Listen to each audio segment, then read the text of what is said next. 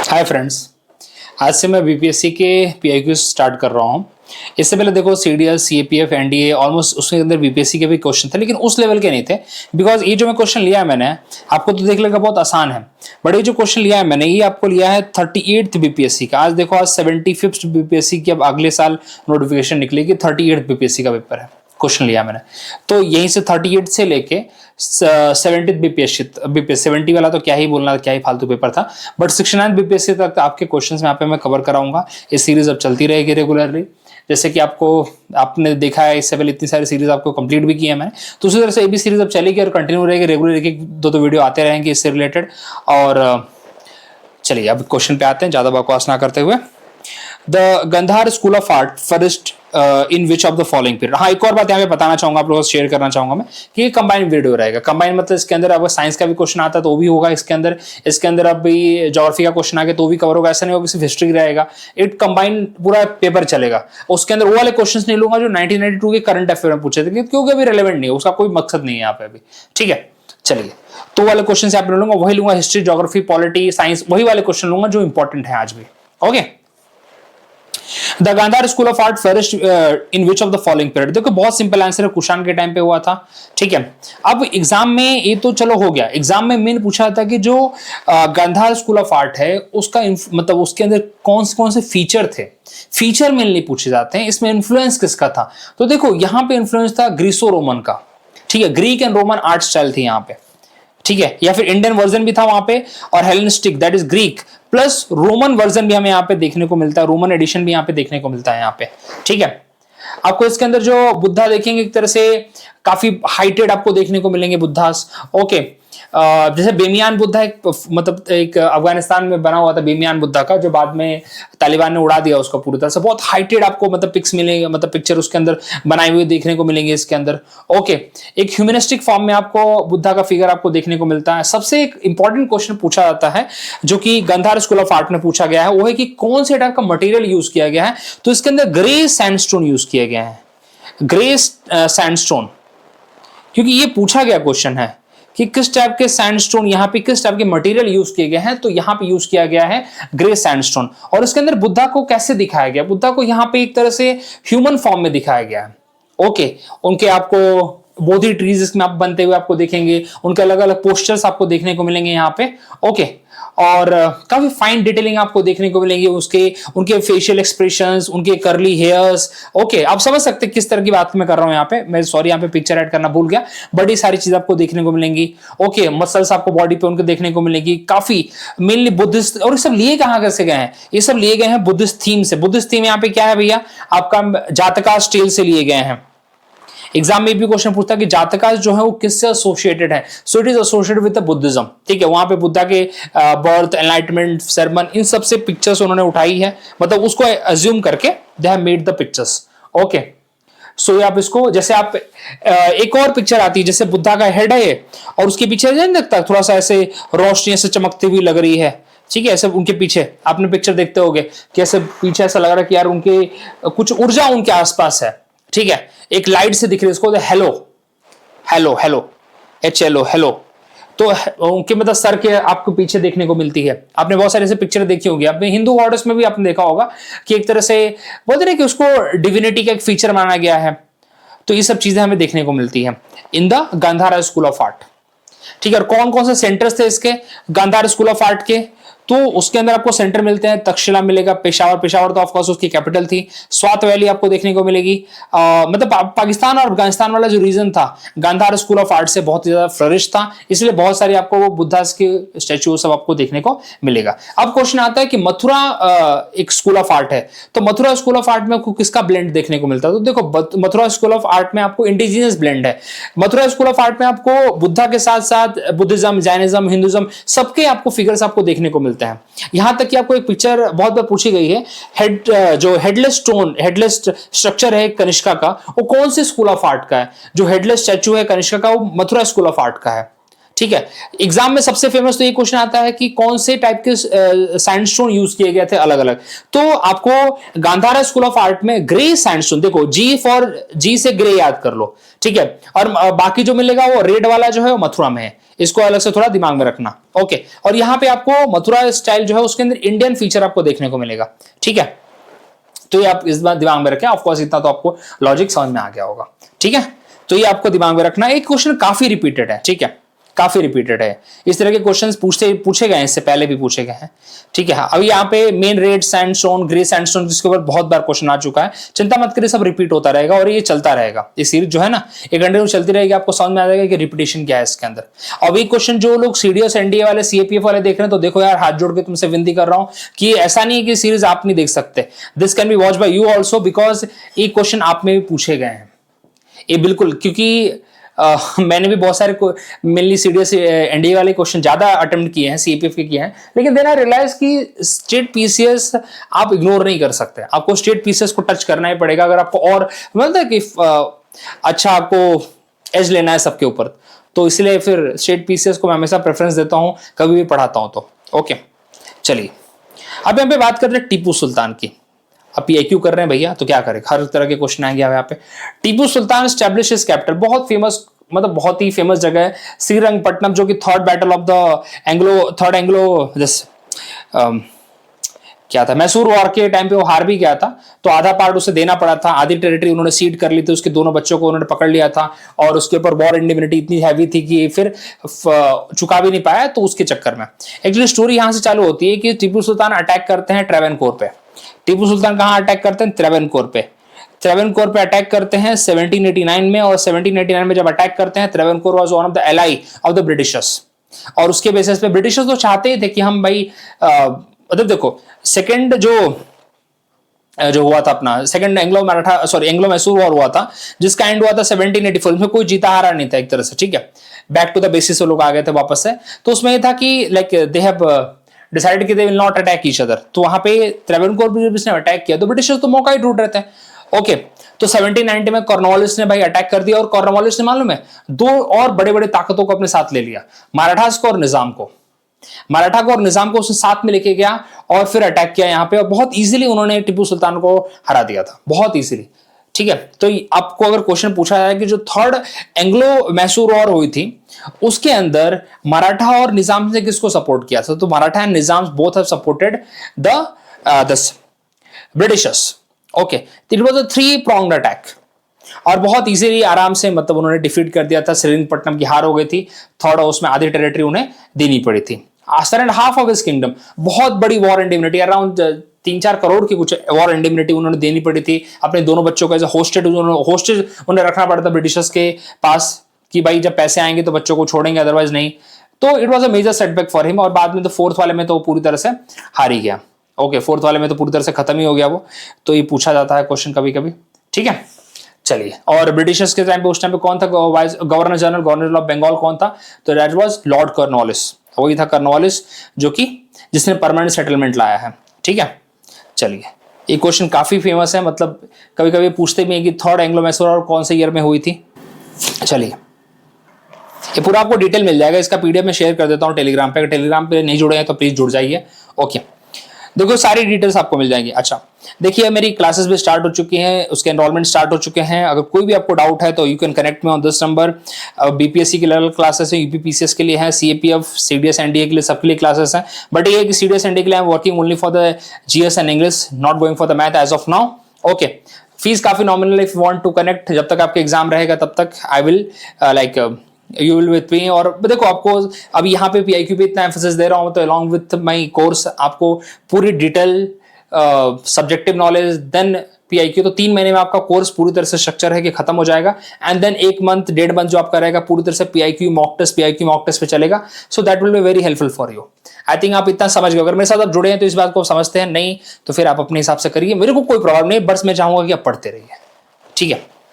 चलिए, Jantar Mantar was constructed by, तो देखो यार इसका आपको सोर्स बताता हूं मैं। बहुत सारे, ऐसा नहीं कि आपको क्वेश्चन जो स्टेट पीसेस वाले थे still relying on the this NCERT.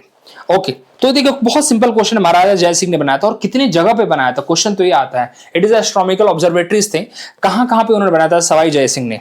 तो देखिए ये मैंने एनसीईआरटी क्लास 7th का कंटेक्स्ट से लिया हुआ है, आपको बता दूं मैं, क्लास 7th एनसीईआरटी का है, आपको आई थिंक रीजनल किंगडम्स वाला पार्ट है उसके अंदर से मैंने ले रखा है।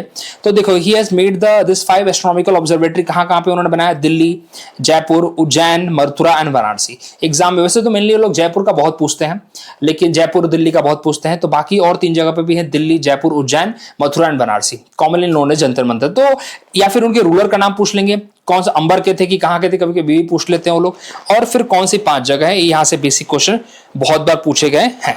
ठीक है, कभी कभी पूछते हैं कि भाई सवाई जयसिंह जो थे वो काफी मॉडर्न विचार के थे, यहां से एक सब्जेक्टिव क्वेश्चन भी निकलता है। Yes definitely, modern technological advancement के बारे में बात करते थे। यस, क्वेश्चन पूछा हुआ है, साथ से मुझे रिकॉल नहीं कर पा रहा हूं कौन सी ईयर में पूछा हुआ है, but they have asked this similar kind of concept in the CDS. ठीक है, अबाउट द सवाई राजा जयसिंह के बारे में। ठीक है, तो चलिए ओके, देखो these bodies have various instrument to study heavenly bodies. Okay, तो this is a very common thing that they have. अभी देखो, अभी मतलब उस टाइम पे ऑब्जर्वेटरी बना के सीधा हेवनली बॉडी की स्टडी के बारे में बात हो रही, तो यार कितने साल पहले की बातें हैं। ठीक है, 200 300 400 साल पहले की बातें जब चल रही हैं, तो definitely okay. Queen Victoria was appointed as empress of India in 1877। मुझे क्वेश्चन बहुत छोटे लेवल का लगता है, लेकिन मुझे सिर्फ क्वेश्चन से मतलब नहीं है, यहाँ पे मुझे ईयर भी काफी इंपॉर्टेंट रखते हैं यहाँ पे। अब 1885 में क्या हुआ था, 1885 में फॉर्मेशन ऑफ द आईएनसी हुआ था, आपको पता होना चाहिए। 1876 में लिटन का यहाँ पे टाइम पीरियड चालू हुआ था, लॉर्ड लिटन जिसको कहते हैं, और 1858 में क्वीन विक्टोरिया का प्रोक्लेमेशन होता है, जिसके अंदर वो बोलती हैं कि भाई now India is a subject of the India as entire territory किसके कंट्रोल में आती है, पूरी तरह से ब्रिटिश पार्लियामेंट उसको रेगुलेट करेगी। आपको पता होगा 1857 के बाद इलाहाबाद प्रोक्लेमेशन होता है। ओके, अब यहां पे बात करते हैं हम जरा लिटन के बारे में कि लिटन जब भारत में आया तो क्या क्या उसने कारनामे कर रखे हैं, और उसके ऊपर बहुत बार क्वेश्चन पूछ रखा है।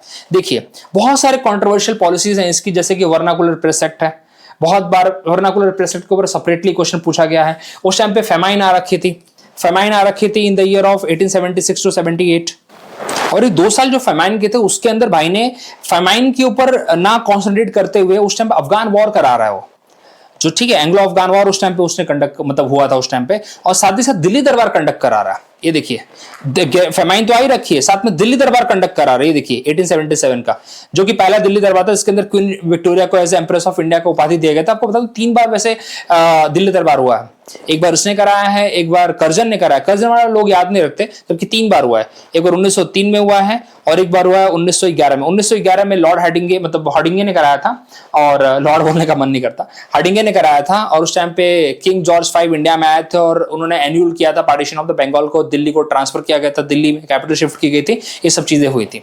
ठीक है, तो ये चीज आप भूलेंगे नहीं। और इसकी जो पॉलिसीज में जो इंपॉर्टेंट है, एक आपको बता देता हूं, वर्नाकुलर प्रेस एक्ट, जिसके अंदर जितने भी लोकल समाचार, क्योंकि देखो जो इंडिया के लोग थे, आज भी आप देखो अगर गांव में चले जाओ तो लोग यहाँ पे अपनी लैंग्वेज वाले अखबार को पढ़ना पसंद करते हैं, ना कि अंग्रेजी को। अंग्रेजी तो यार बहुत दूर की बात हो गई। ठीक है, तो जितने भी क्रांतिकारी जो लोग थे, जो समाज सुधारक थे, वो क्या करते थे, अपने अपने न्यूज़पेपर चलाते थे, उनकी संस्था अपनी प्रेस चलती थी, जिसके अंदर वो अपने लोकल न्यूज़पेपर छापते थे, और जो भी पॉलिसीज होते थे ब्रिटिशर्स के उसके अगेंस्ट छापते थे, और लोगों के मतलब अपने विचार को छापते थे, जिसके अंदर हम समाज को सुधार सके, ये सब चीजें लोगों तक पहुंचाते थे। लेकिन यही सबसे बड़ा रीजन भी बना कि उसको लगा कि यार ये लोग तो भड़का रहे हैं, ब्रिटिश गवर्नमेंट के अगेंस्ट जितने भी समाज सुधारक हैं या फिर जो भी क्रांतिकारी हैं वो भड़का रहे हैं। तो उन्होंने क्या किया भैया, इन्होंने ये लोकल समाचार पे बैन लगा दिया। और इसके अंदर सबसे ज्यादा पावर किसको दी गई, इसके अंदर सबसे ज्यादा पावर दी गई थी डीएम को। अगर कुछ भी होगा तो डीएम आपके भाई प्रेस को पूरी तरह से बंद कर देगा, सिंपल सी बात है। और आपको छापने से पहले एक पूरा जो एक पेपर है, प्रिंटेड पेपर, आपको उसको लाके जमा करना पड़ेगा। ठीक है, उसके अंदर बताएगा क्या चीज छापनी है क्या चीज नहीं, तो उसके बाद एडिट करके आपको छापना पड़ेगा। ये सब चीजें प्रोटोकॉल उसके अंदर पार्ट थे। ठीक है, चलिए उसके बाद second Anglo Afghan arms act. Arms act के अगेंस्ट भी बहुत ज्यादा विरोध हुआ था। एक तरह से बोला गया था कि इंडियंस आर्म्स पोजेस नहीं कर सकते हैं, लेकिन यूरोपियंस को अलाउ किया गया था, तो भी एक तरह से इंडियंस के अगेंस्ट गया। उसके बाद इसने सेकंड एंग्लो अफगान, और आपको बता ही दिया मैंने कि 1878 से लेके 80 तक साथ ही, और अफगान में इनको कोई उपलब्धि मिली नहीं है। बाय द वे बताऊं आपको, इन्होंने अफगान को कोई जीता होता नहीं है। अफगान में इसलिए लोग अपने प्रेजेंस बनाना चाहते थे, अफगान में लोग ऐसी पपेट गवर्नमेंट रखना चाहते थे, because they had the fear of the Russia. उनको लग रहा था रशिया अटैक ना कर दे, और इनकी टेरिटरी कहां तक थी, इनकी टेरिटरी भाई पंजाब मतलब पाकिस्तान तक थी। तो इनको था कि भाई Afghan should be a buffer state for us. तो इनकी पॉलिसी हमेशा उसके ऊपर काम कर रही थी। They wanted a puppet ruler in Afghanistan so that कि जब कुछ हो तो भाई अफगानिस्तान में हमारा मैटर सॉर्ट हो जाए, they should not reach to India, मतलब उस टाइम पाकिस्तान के through, okay, through the west frontier. और इसने भाई जो आईएएस बनने की जो एज थी 21 साल से 19 साल भी इसी ने की थी, एक बात आपको बता दूं मैं, तो बहुत ही खूबसूरत था इंडिया के लिए वैसे। और फिर इसके बाद रिपन आता है, रिपन ने फिर जो वर्नाकुलर प्रेस एक्ट था उसको एंड किया, रिपील किया उसको। चलिए, तो इसके इवेंट्स थे, इंपॉर्टेंट है काफी ज्यादा, इसके ऊपर बहुत बार क्वेश्चन पूछा। वर्नाकुलर प्रेस एक्ट के ऊपर सेपरेटली आपके लिए दे रखा है मैंने, देखो वर्नाकुलर प्रेस एक्ट के बारे में आप देखोगे तो censorship before publication, publisher of Indian language newspaper had to submit all material for approval before publication if suspected of spreading the seditious content। तो बहुत इंपॉर्टेंट यही चीज है। और उसके बाद अगर कुछ पाया गया तो भाई आपको कॉन्फिस्केट किया जाएगा पूरा प्रिंटिंग प्रेस को। किसको पावर दी गई थी? डीएम को, डिस्ट्रिक्ट मजिस्ट्रेट को पावर दी गई थी उस टाइम पे, ठीक है। पूरे प्रिंटिंग प्रेस को, पेपर को, इक्विपमेंट को, सब कुछ आपका कॉन्फिस्केट कर दिया जाएगा, आपको से निकाल दिया जाएगा, ठीक है। इसलिए जो अमृत बाजार पत्रिका था एक, ठीक है, जो शिशिर कुमार घोष चलाते थे, उसको सीधा चेंज कर दिया गया इंग्लिश में, एक रात में, अगली रात में सीधा इंग्लिश में कन्वर्ट हो गया वो, बस इसी डर से। नो राइट टू अपील, कोई नहीं, कोई मतलब एक तरह से अपना सारे सब चीज फोरफीट कर ली जाएगी आपकी, ठीक है।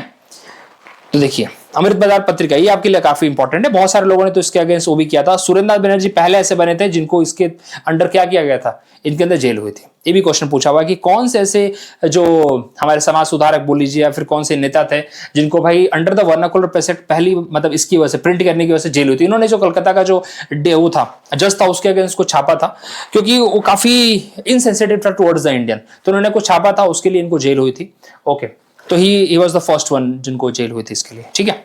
अमृत बाजार पत्रिका भी के ऊपर भी पूछा जा चुका है क्वेश्चन, तो बहुत इंपॉर्टेंट चीज आपके लिए लाया हूं मैं, ठीक है। फिर इस एक्ट को रिपील किसने किया था? रिपन ने किया था। और रिपन ने आपको लोकल सेल्फ गवर्नमेंट को, हम बोलते हैं ना, he is called as the father of the local self government, ठीक है। और उसके टाइम से सेंसस रेगुलर होना चालू हुआ था, ये भी आपको पता होना चाहिए। और सेंसस की शुरुआत हुई थी 1872 में, जिस टाइम पे मायो था, लॉर्ड मायो। और लॉर्ड मायो वही है जिसको अफरीदी ने इसमें अंडमान एंड निकोबार में मारा था। He was the only governor general who was killed in India, was assassinated in India, okay.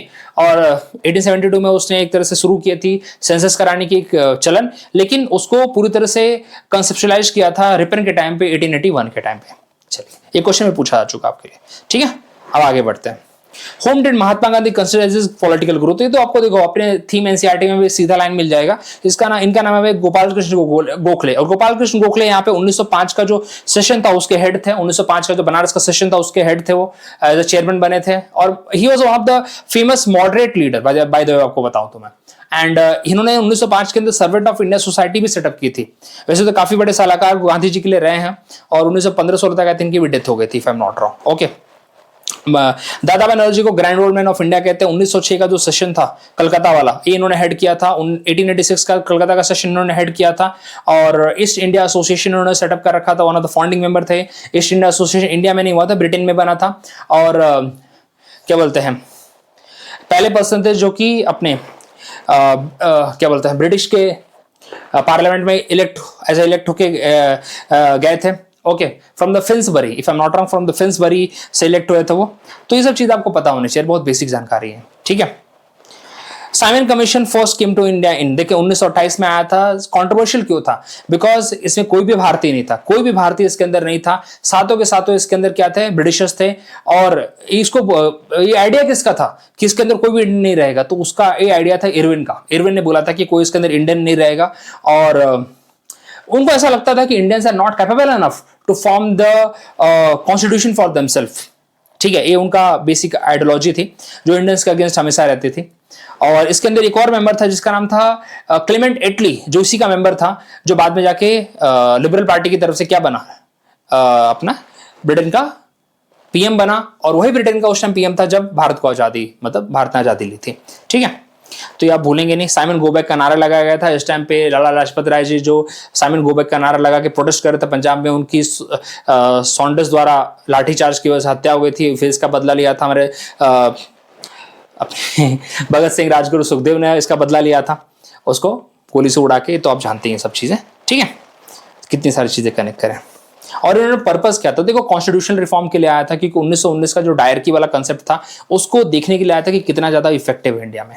इस पर्पस से वो इंडिया में आया था, ठीक है, बाकी तो यहाँ पे नहीं है। और रिकमेंड उसने किया था कि डायर की रिमूव कर देनी चाहिए प्रोविंसेस से और डायर की लानी चाहिए सेंटर में, ये उसके रिकमेंडेशन थे साइमन कमीशन की, आप भूलेंगे नहीं। बहुत हॉलिस्टिकली अप्रोच लेके गया था वैसे इंडिया से वो, बट ठीक है। उसकी कंट्रोवर्सी हुई थी कि कोई इंडियन नहीं था उसके अंदर, और साइमन गो बैक का जो नारा था वो यूसुफ मेहरली जी ने दिया था, साइमन गो बैक, ठीक है। और साइमन गो बैक जब 1928 में साइमन मतलब नारे और सब लगे थे, तो इसके बारे में एक मीटिंग हुई थी, सॉरी उसके पहले कांग्रेस ने भी डिसाइड किया था। तो कांग्रेस के कौन से सेशन में डिसाइड हुआ था? 1927 का सेशन था, 1927 का सेशन था मद्रास में 1927 के सेशन में एम ए अंसारी जी ने हेड किया था, जिसमें डिसाइड किया गया था कि इसको हम सपोर्ट नहीं करेंगे। और ऐसा हमें देखने को मिलता है कि कोई भी पार्टी ने इसको सपोर्ट नहीं किया था, इवन यहाँ तक कि अपने मोहम्मद अली जिन्ना ने भी इसको बोला था कि भाई हम सपोर्ट में नहीं है साइमन कमीशन के, ठीक है। तो चलिए इस बात को आप दिमाग में रखेंगे। चलिए आगे बढ़ते हैं। आपको साइमन गो बैक सब बता दिया मैंने, ओके। बाकी तो चीज़ आपको है ना, आउटकम इसका हमें देखने को मिलता है कि 1935 का एक्ट हमें देखने को मिलता है, ठीक है। राउंड टेबल कॉन्फ्रेंस इसी के ऊपर हुई थी and it is supported by the justice party, okay. Justice party ने सपोर्ट किया था, इस बात आप दिमाग में रखिए। चलिए okay. In which year Indian national Congress pass the complete independence resolution? 1929 के जो सेशन हुआ था अपना इसका लाहौर में, उसमें इन्होंने कंप्लीट इंडिपेंडेंस का नारा लगाया था और उसके हेड थे जवाहरलाल नेहरू जी। 1930 में रावी नदी पे झंडा फहराया था इन्होंने, और तब 26 जनवरी को, तब से लेके आज तक उसी दिन को हम कमेमोरेट भी करते हैं एज ए रिपब्लिक डे। और 1929 और 30 के बाद बोल सकते हैं, 1930 के बाद हमारा अप्रोच पूरी तरह से कंप्लीट इंडिपेंडेंस की तरफ बढ़ गया था, ना कि डोमिनेंस स्टेटस। इसीलिए कभी भी आपको बात आए कि मतलब कांग्रेस 1929 और 30 के बाद कभी भी डोमिनेंस स्टेटस की बात ही नहीं करेगी, कभी भी बात नहीं करेगी। हमेशा किसकी बात करेगी? संपूर्ण स्वराज की बात करेगी, कंप्लीट इंडिपेंडेंस की बात करेगी। कभी भी किसी भी तरीके से वो लोग डोमिनेंस स्टेटस की बात नहीं करेंगे। चलिए आगे बढ़ते हैं। The year 1919 in Indian history related to, क्या हुआ था भैया? डिवीजन ऑफ बंगाल कब हुआ था? तो 1906 की कहानी है। जलियांवाला बाग बिल्कुल 1919 में हुआ था। खिलाफत मूवमेंट 1920 की कहानी है। 1900, हाँ देखिए बहुत कंफ्यूजिंग हो सकता है। कैपिटल कब हुआ था कलकत्ता से दिल्ली? तो 1911 में हुआ था, आपको भी बता दें। दिल्ली दरबार थर्ड हुआ था, जिसके अंदर किंग जॉर्ज 5 आए थे इंडिया में। तो बहुत सिंपल क्वेश्चन था यार। Writer of the song Vande Mataram कौन है भैया बताइए? इसके आंसर है बंकिम चंद्र चटर्जी। और गाना कब गाया गया था? वंदे मातरम गाया कब गया था? तो 1896 का जो कलकत्ता का सेशन था उसमें गाया गया था। और कलकत्ता के सेशन को हेड किसने किया था? सहानी जी ने किया था, सहानी। और सहानी जी यहाँ पे सेकंड मुस्लिम प्रेसिडेंट थे आईएनसी की। इससे पहले बदरुद्दीन तैयब जी रह चुके थे 1887 के मद्रास में, ठीक है। तो आप भूलेंगे नहीं, ये सब क्वेश्चन पूछा हुआ है, ठीक है।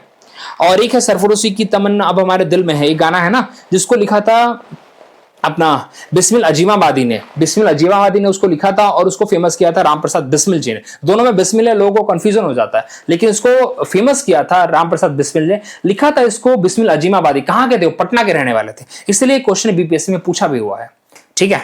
या आगे आपको 2018-19 के पेपर के किसी पेपर में उन्होंने पूछा भी रखा है कि बिस्मिल अजीमाबादी मतलब ये सॉन्ग किसने लिखा था? सरफरोशी की तमन्ना अब हमारे दिल में है। तो बिस्मिल अजीमाबादी है जिन्होंने लिखा हुआ था, ओके। इसको आप भूलेंगे नहीं, ठीक है। चलिए who led the movement for separate state of Pakistan? देखिए इसका बहुत सिंपल आंसर मोहम्मद अली जिन्ना जी। 1940 का जो लाहौर सेशन था इसके अंदर फोर फ्रंट में थे, ठीक है, इसका रिजोल्यूशन पास कराने के लिए। तो ही वाज द वन। आगा खान, नवाब सलीमुल्लाह, ये वो लोग हैं जिन्होंने भाई मुस्लिम लीग की फॉर्मेशन में हेल्प की थी, ठीक है। आगा खान, नवाब सलीमुल्लाह 1906। और नवाब सलीमुल्लाह तो अपने ढाका के नवाब थे जो भाई। और इसकी एक और चीज दिमाग में रखिए, शिमला डेलीगेशन जो एसोसिएटेड है वो मुस्लिम लीग के साथ एसोसिएटेड है। मुस्लिम लीग प्लस अमृतसर में हुआ था, ये बता दो आपको, अमृतसर में हुआ था मुस्लिम लीग प्लस यहाँ पे आपको मिंटो, उस टाइम का 1906 में हुआ था। 1906 में जो मिंटो था उसने अटेंड किया था और उनको उन्होंने रिक्वेस्ट किया था, मिंटो को इन लोगों ने रिक्वेस्ट किया था कि we want a separate electorate, और उसने मान भी लिया था। इसलिए डॉक्टर राजेंद्र प्रसाद ने अपनी किताब में लिखा है इंडिया डिवाइडेड में लिखा है कि Minto is the father of the Pakistan, not the Jinnah, Minto is the one. Because Minto को यहाँ पे वैसे तो हम father of the communal electorate बोलते हैं, लेकिन उन्होंने इसको फादर ऑफ पाकिस्तान भी बोला है। चलिए आगे बढ़ते हैं। When was the Congress established? यार ये तो बहुत सिंपल क्वेश्चन है। Which of the following leader known as a frontier Gandhi? कौन है? खान अब्दुल गफार खान जी हैं, ठीक है, जो कि बलूचिस्तान के थे, और इन्होंने ही बोला था कि जब he was against the partition, और इनका ऐसा मानना था कि बलूच की आइडेंटिटी काफी अलग है और उनको अलग होना चाहिए एक तरह से, ठीक है। पश्तून बलूच जो थे ये पूरा चाहते थे कि अलग रहे इनकी आइडेंटिटी, ठीक है, बट ऐसा हुआ नहीं, पाकिस्तान के साथ लोग मर्ज हो गए, और इन्होंने ही बोला था कि like you have sent us to the wolf, हमको आपने भेड़ियों के साथ छोड़ दिया। तो बिल्कुल अबुल कलाम आजाद जी, तो देखिए अबुल कलाम आजाद जी तो सबसे यंगेस्ट प्रेसिडेंट रहे हैं आईएनसी के, 35 साल के जब प्रेसिडेंट बन गए थे 1923 के अंदर, और 1940 से लेके 1946 तक के प्रेसिडेंट रहे थे, 6 साल तक लगातार। ये भी क्वेश्चन पूछा हुआ है। और अपने क्रिस मिशन के टाइम पे as a president of the Congress representative भी रहे थे, ये बात भी आप भूलेंगे नहीं। चलिए आगे बढ़ते हैं। अच्छा हाँ, एक और चीज, आपने जिन्ना ने इनको बोला था he is called as a show boy, इनको उन्होंने शो बॉय बोला था कांग्रेस का, बिकॉज जिन्ना का ऐसा मानना था कि कांग्रेस मुस्लिम्स के सपोर्ट में नहीं है, लेकिन उन्होंने एक शो बॉय को रखा है, जब भी जरूरत पड़ती है तो उसको सामने कर देते हो कि देखो हमारे साथ मुस्लिम तो है, ठीक है। तो खां अपने अबुल कलाम आजाद को बोलता था show boy of the Congress, ठीक है। चलिए, in which of the following state iron ore is not found, तो देखो यार बहुत सीधा साधा आंसर है, पंजाब, ठीक है। अब आपको एक क्वेश्चन वैसे तो ज्योग्राफी का बन जाता है, ठीक है, ज्योग्राफी का बन जाता है, तो यहाँ पे आपको पता होना चाहिए कि कौन कौन से भाई आयरन ओर हमारे यहाँ पे मिलते हैं, कौन कौन से जोन में मिलते हैं, ठीक है। तो आपको बताऊं यार, सुंदरगढ़ हो गया, मयूरभंज हो गया, झर हो गया, ये सारे के सारे उड़ीसा वाले रीजन है जहाँ पे आपको ये मिलते हैं, ठीक है। आपको एरिया कुछ नाम लिख देता हूँ यहाँ पे मैं। देखो आयरन ओर तो हमारे यहाँ पे कौन सा मिलता है, हेमेटाइट और मेगाटाइट आपको यहाँ पे देखने को मिलता है, और क्वेश्चन बहुत बार आयरन ओर के ऊपर पूछा जाता है, किसी भी एग्जाम को ले लो, किसी भी एग्जाम को ले लो, तो ये दो आपको मिलते हैं। आपको इसका वैसे तो बहुत सारे वीडियोज मेरे बने हुए हैं इसके ऊपर, आयरन ओर मिनरल्स के ऊपर बने हैं, लेकिन अब यहाँ पे भी चलो अभी कवर कर देते हैं सब चीजें। अच्छा, अब यहाँ पे शुरू करते हैं। आपने केजीएफ नहीं केजीएफ की याद आ रही, गोल्ड की याद आ रही मुझे, ठीक है। बाबा बुदन हिल्स, ठीक है, कहाँ पे है बाबा बुदन हिल? आपका कर्नाटका में है, ठीक है। कुदेरमुख माइंस कहाँ पे है? ये सब पूरा कर्नाटका में है, ठीक है। चिकमगलूर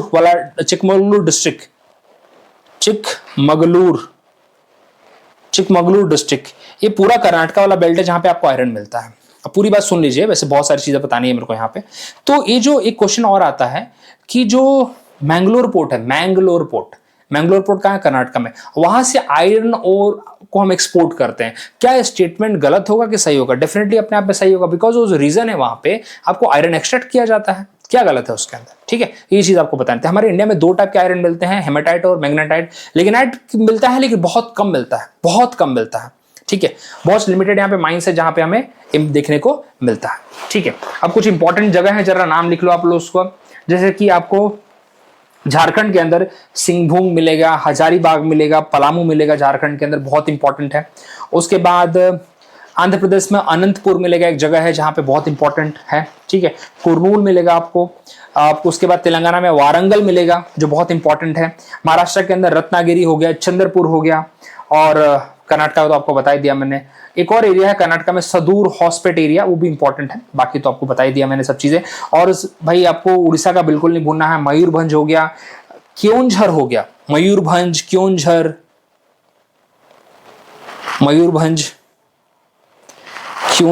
ठीक है। तो आप बिल्कुल नहीं भूलेंगे इसको। और सनाई भी एक जगह है, सनाई, ठीक है, बिल्कुल नहीं भूलेंगे। आयरन के लिए बहुत ज्यादा फेमस है। हमारे यहाँ पे मैग्नेटाइट और हेमेटाइट मिलता है, ये भी है वैसे लोअर ग्रेड का। देखिए ये सब सुंदरगढ़, क्योंझर, हेमेटाइट मिलता है यहाँ पे, ठीक है। बहुत इंपॉर्टेंट है, काफी बार एग्जाम में पूछा गया आपको। यहाँ पे छत्तीसगढ़ में भाई बैलाडीला हो गया, दिल्ली, ये भी पूछा गया कि डल्ली झजरा माइन और बैलाडीला कहाँ पे लोकेटेड है, एक क्वेश्चन तक पूछा हुआ है, ठीक है। देखो यहाँ पे सीधा भाई कि इनको कहाँ से, विशाखापट्टनम स्टील प्लांट एक तरह से मतलब यहीं से इसको जाता है, ये भी क्वेश्चन पूछ रखा है, या ये भी क्वेश्चन आ रखा है, ठीक है।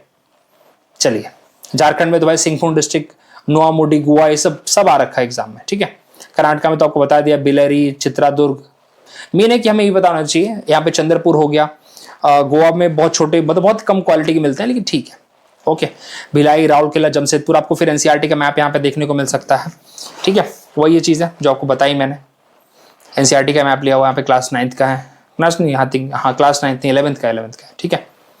तो दीज आर द थिंग्स, काफी बार एग्जाम में आती है। उससे क्वेश्चन पूछा था, बहुत बेसिक था आपके लिए, ओके। अगर थोड़ी और डिटेल जाननी होगी तो आप मेरा जो मिनरल्स वाला एक वीडियो बना रखा मैंने, यूपीएससी के फेवरेट मिनरल्स या फिर ह्यूमन ज्योग्राफी के पर्टिकुलरली आयरन मतलब मिनरल्स के ऊपर ही पूरा वीडियोस है, आपको वहाँ पे मिल जाएगा, so that you also you can watch.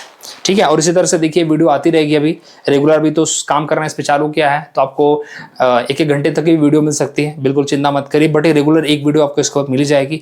अभी एग्जाम वैसे भी नियर बाय नहीं है प्रीलिम्स का, इसका बीपीएससी का, लेकिन that will definitely help you in the एक आपका ना एक आपको समझ में आएगा कि आपका प्रिपरेशन का अप्रोच कैसा होना चाहिए 71st बीपीएससी तक आते आते। ठीक है, अगर आपको और थोड़ा डिटेल जानना है तो आप मेरे साथ जुड़ सकते हैं। चलिए, so thank you very much, मिलते हैं अगले वीडियो में, और वीडियोस ऐसे चलती रहेंगी, आप लोग बस बने रहिए, बस भरोसा करिए, मैं इस बात की गारंटी देता हूँ कि अगर आप कॉन्स्टेंटली मेरे साथ वॉच करते रहेंगे तो डेफिनेटली आपका एग्जाम तो क्लियर हो जाएगा, बस इस बात की गारंटी दे सकता हूँ मैं, बाकी पढ़ाई आपको करनी है। थैंक यू वेरी मच, मिलते हैं अगले वीडियो में।